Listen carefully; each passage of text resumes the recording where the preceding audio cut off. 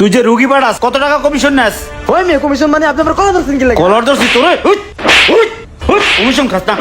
এই টেস্টগুলো আমাদের হাসপাতাল থেকে করাবেন, বাইরে কোথা থেকে করাবেন না। তা না হলে রিপোর্ট ভালো আসবে না। রাজু ভাই, কি হয়েছে আলমগীর ভাই? পরশুদিন না কতগুলো টাকা ওষুধ নিয়ে গেলেন, আজকে আবার আইলেন? ভাই আপনি যে ওষুধগুলো দিচ্ছেন আমি ওরা সব ওষুধই খাওয়াইছি। এখন পর্যন্ত পোলাটার আমার জ্বরও ভালো হইতেছে না, ঠান্ডাও যাইতেছে না, বমিও বন্ধ হইতেছে না। কি কোন? এই তো দেখি সিরিয়াস অবস্থা। দেখি তো বাবা, দেখি তো বাবা, চোখ দেখি তো, বাম চোখটা দেখি তো। ভাই আমার মনে হয় কি আপনার বলে ডেঙ্গু হয়েছে। কি কোন ভাই?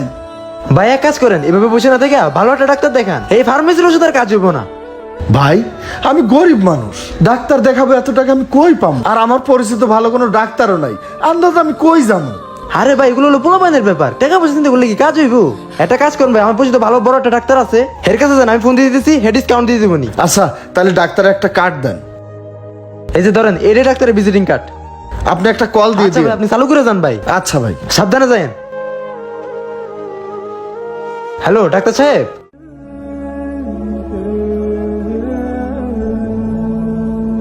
আসসালামু আলাইকুম স্যার। ওয়ালাইকুম আসসালাম। স্যার ফার্মেসি থেকে রাজু ভাই এই কার্ডটা দিয়ে আপনার কাছে পাঠাইছিল। ও আচ্ছা, হ্যাঁ কথা হয়েছিল। বসেন বসেন। দেখি বাবা, এদিকে আসো দেখি। জিব্বাটা বের করো তো, নিঃশ্বাস নাও, ছাড়ো। ওর তো অনেক সমস্যা, আপনি তো দেরি করে ফেলছেন। আচ্ছা একটা কাজ করেন, আমি কিছু টেস্ট লিখে দিচ্ছি, এগুলো করাই নিয়ে আসেন। এই নেন।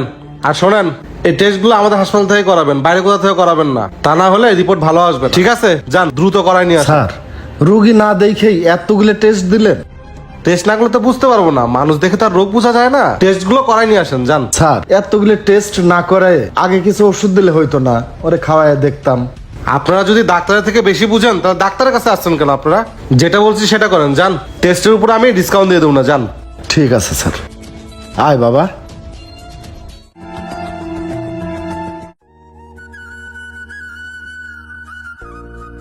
এই রহমান, এই চালু করে কর।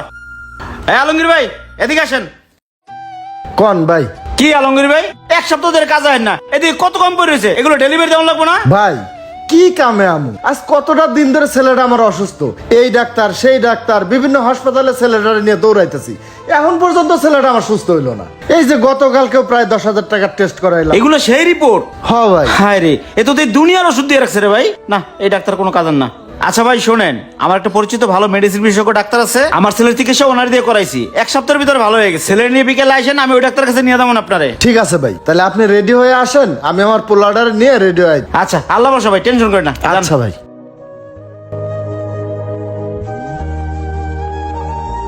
নেক্সট। আসিফ ভাই ভালো আছেন না? আরে মুন্না ভাই যে বসেন। তা আপনার ছেলে এখন কেমন আছে? ভালো আছে ভাই। এই তুমি এদিকে আসো। আসিফ ভাই, হ্যাঁ ভাই। এটা হচ্ছে এই ভাইয়ের ছেলে। আচ্ছা। ও খুবই অসুস্থ, কয়েকটা হসপিটালে কয়েকটা ডাক্তার দেখাইছে, কতগুলো টেস্ট মেস্ট করাইছে, অনেকগুলো ওষুধ খাওয়াইছে, কিন্তু রোগ ধরা পড়তেছে না, আর রোগী সুস্থ হইতেছে না। এতগুলো টেস্ট, হ, এতগুলো ওষুধ করছেটা কি? ওকে দেখে এত সিরিয়াস কিছু তো মনে হচ্ছে না। একটা কাজ করেন, আমি একটা ব্লাড টেস্ট লিখে দিচ্ছি, আপনি দ্রুত টেস্টটা করে নিয়ে আসেন, তারপর দেখি কি হয়েছে। যান দ্রুত যান। আচ্ছা আচ্ছা। এই যে নেন। আলমগীর ভাই জানতো এই ব্লাড টেস্টটা করাই নিয়ে আসেন। যাও বাবা, সাথে যাও। আয় বাবা। তা আসিফ ভাই, আপনার বাসায় ভালোই আছে না? আলহামদুলিল্লাহ ভালো আছে। আপনার? আসছেন না? দেন হ্যাঁ। বসেন। দেখি। দেখেন ভাই, তো সিরিয়াস তেমন কিছুই না, জাস্ট সিজনাল একটু জ্বর আছে। তবে আমি দুটো ওষুধ লিখে দিচ্ছি, নিয়মিত খাওয়ালে ঠিক হয়ে যাবে। আর মুন্না ভাই, এই প্রেসক্রিপশনে যে ওষুধগুলো আছে সব টোটালি বন্ধ। কি বলবো, এই যে টেস্টগুলো করাইছেন সব টাকাগুলোই বৃথা। শুনেন, আপনার ছেলের যে সমস্যা, আপনি দেখাবেন মেডিসিন বিশেষজ্ঞ ডাক্তার, আপনি দেখাইছেন অর্থোপেডিক্স ডাক্তার, সে বোঝে না সোজে না কতগুলো টেস্ট দিয়ে বসে রয়েছে। আসলে আমিও একজন ডাক্তার, আর ডাক্তার হয়ে ডাক্তারের বদনাম করা তো ঠিক না। তারপরও বলি, আমাদের দেশে এমনও কিছু ডাক্তার আছে যারা নিজেদের পকেট ভারী করার জন্য রোগীদেরকে এরকম অপ্রয়োজনীয় অনেক টেস্ট দিয়ে থাকে। কারণ টেস্ট করালেই তো টাকা, তারা টাকা ছাড়া কিছুই বোঝে না। কারণ তাদের মরার তো কোনো ভয় নাই, তারা কখনোই রোগীর চিন্তা করে না। আচ্ছা আলমগীর ভাই, আপনি দেখাবেন হচ্ছে মেডিসিন বিশেষজ্ঞ, আপনি অর্থোপেডিক ডাক্তার কাছে নিছেন, কে বলছে আপনারে? ওই যে আমাদের এলাকার যে ফার্মেসি আছে উনি আমার বলছে। ফার্মেসি থেকে না? হ্যাঁ। আচ্ছা ফার্মেসিতে চলেন। আসিফ ভাই আসি তেলে। ঠিক আছে মুন্না ভাই।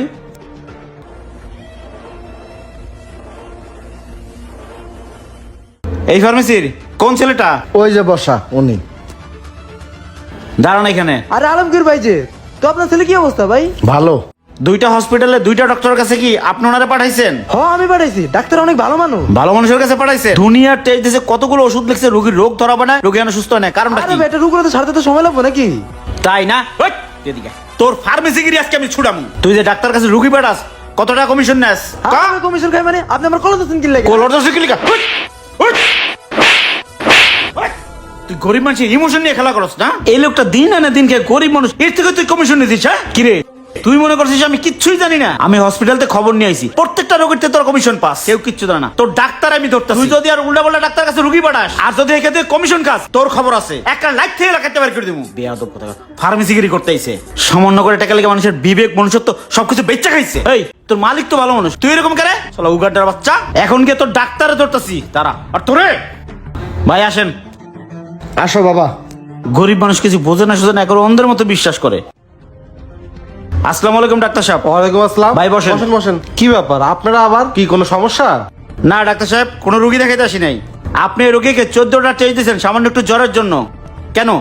ডাক্তার কি আপনি না আমি? আমি ডক্টর না, কিন্তু আপনার থেকে কম বুঝি না। আপনি তো ডাক্তার না, আপনি ডাক্তার নামের কসাই। আপনি শুধু আপনার পকেটের কথা চিন্তা করেন। শোনেন ডাক্তার সাহেব, আল্লাহর পরে মানুষ আপনাদেরকে বিশ্বাস করে, অথচ আপনারা সেই অসত্য সুযোগটাই কাজে লাগান। সময় আছে, এখনো ভালো হয়ে যান।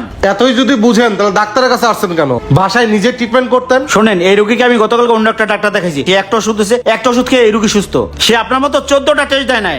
ডাক্তার সাহেব, ডাক্তারি পেশা হচ্ছে সেবামূলক পেশা, মানুষকে সেবা দেওয়ার জন্য। আর আপনার মতো কিছু ডাক্তার মানুষের সেবার নামে ব্যবসা শুরু করছে। এই আপনাদের মতো কিছু ভণ্ড ডক্টরের কারণে ভালো ভালো ডক্টরগুলোর বদনাম হয়। আপনারা শুধু টাকা টাকা টাকা ছাড়া কিচ্ছু চিনেন না। ডাক্তার সাহেব, দুনিয়ায় কেউ চিরস্থায়ী না, সবার একদিন মরতে হবে।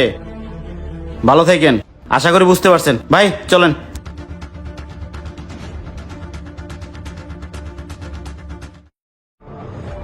আমাদের দেশে এমন হসপিটাল আছে যারা টাকা ছাড়া কিচ্ছু বোঝে না, এমনও ডাক্তার আছে যারা পয়সা ছাড়া কিচ্ছু চিনে না। তাদের উদ্দেশ্যে বলছি, ভাই এত পড়ালেখা করে এমবিবিএস পাশ করে মানুষ যদি সেবাই না করতে পারেন, তাহলে এই পেশা ছেড়ে দেন, প্রকাশ্যে ভিক্ষা করেন। ভিডিওটি ভালো লাগলে এক কমেন্ট শেয়ার দিয়ে পাশে থাকবেন। ধন্যবাদ।